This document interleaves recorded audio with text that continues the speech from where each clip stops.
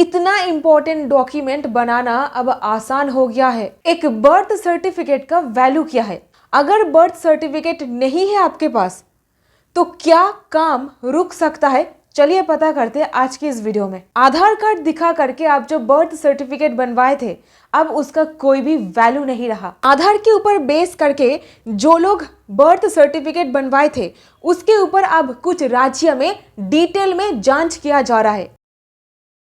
सो hi everyone, मैं हूं advocate पापिया और आप देख रहे हो डिकोड द लॉ, सिंपल और सरल भाषा में कानूनी ज्ञान, ताकि एक 10 साल के बच्चे को भी कानून पता चले। ऐसे में उत्तर प्रदेश से एक केस सामने आ रहा है जहां पर इलाहाबाद हाईकोर्ट ने कहा कि यूपी का डेट ऑफ बर्थ इशू करने का जो पूरा सिस्टम है, ये एक मेस बन करके रह चुका है। तो केस का नाम है Shivangi versus union of India and others, writ petition number 40200 of 2025। और देखिए ऑन रिकॉर्ड जो कही गई है मैं वही से आपको बता रही हूँ। ऑर्डर का लिंक डिस्क्रिप्शन बॉक्स पर मौजूद है, आप खुद भी वेरीफाई कर सकते हो। गलत तरीके से बर्थ सर्टिफिकेट इशू किया जा रहा है कुछ डिसऑनेस्ट ऑफिसर्स के द्वारा। टोटल बर्थ रजिस्ट्रेशन सिस्टम को ही एक मेस बना करके रख दिया है, यह था हाईकोर्ट का कहना। सिस्टम के हर एक लेवल पर डिसऑनेस्टी का पोल खोल दिया गया। इस जजमेंट पर बर्थ सर्टिफिकेट इशू करी जा रही है एक इंसान के नाम पर दो, और वो भी अलग अलग प्लेस डाल करके, अलग अलग डेट ऑफ बर्थ तारीख डाल करके। यूपी हेल्थ डिपार्टमेंट के द्वारा जो बर्थ सर्टिफिकेट इशू किया जा रहा है, ये एब्सोल्युटली एक मेस बन करके रह चुका है। ऑनरेबल हाईकोर्ट ने यूपी के प्रिंसिपल सेक्रेटरी जो department of medical and health के हैं, उनको कोर्ट में बुला करके एक डिटेल में अफिडेविट फाइल करने के लिए बोले कि एक इंसान का दो बर्थ सर्टिफिकेट कैसे हो सकता है, और वो भी दो अलग अलग जगह से। ऐसा सिचुएशन बन करके रह चुका है आज बर्थ सर्टिफिकेट के मामले में भारत में। तो यहीं पर एक पिटिशनर के पास दो अलग अलग बर्थ सर्टिफिकेट पाए गए। यूपी के इस पर्टिकुलर जगह से इशू करी गई थी।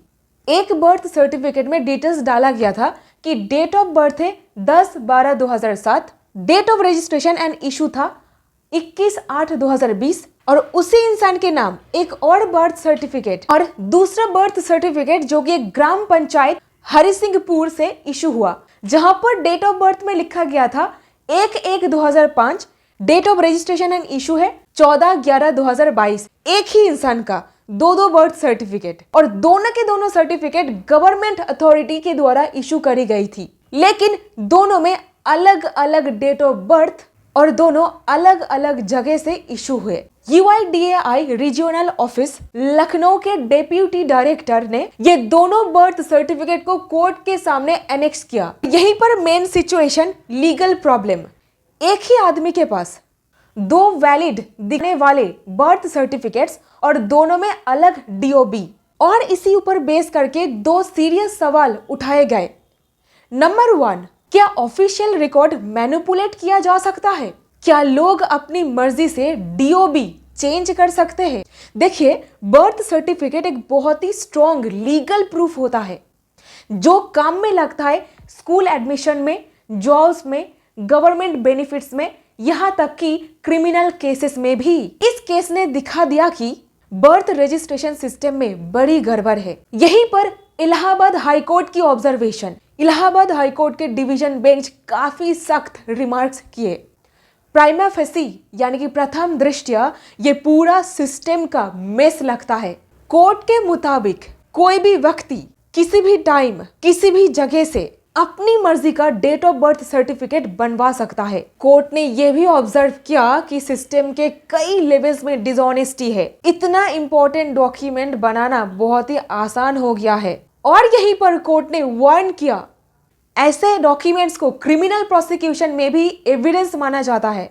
यहीं पर ऑनरेबल हाई कोर्ट का डायरेक्शन आया। कोर्ट ने principal secretary department of medical and health को ऑर्डर दिया एक डिटेल अफिडेविट फाइल करे, ये व्याख्या करके दो बर्थ सर्टिफिकेट कैसे इशू हो गया, वो भी एक ही आदमी के नाम पर, और तो और डिपार्टमेंट के अंदर क्या हालचाल चल रहा है।